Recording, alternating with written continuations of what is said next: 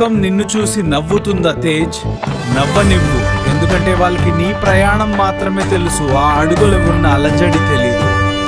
బయట శత్రువుని గెలవడం ఎవరికైనా సాధ్యమే, కానీ నీలోని భయాన్ని, నీలోని బద్ధకాన్నుడే నువ్వు అసలైన విజేతవి అవుతావు.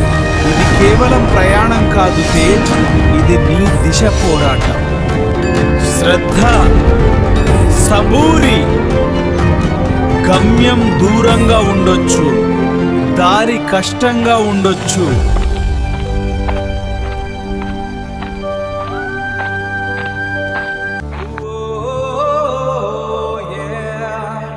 తడిసిన దారిలో ఒంటరి అడుగు, నీడై వెంటాడే భయాల పొగమంచు.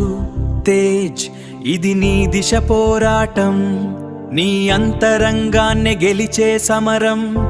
ఆ శివలింగం సాక్షిగా నీ మనశ్శాంతే నీ అంతిమ విజయం. దిశ పోరాటం, ఓ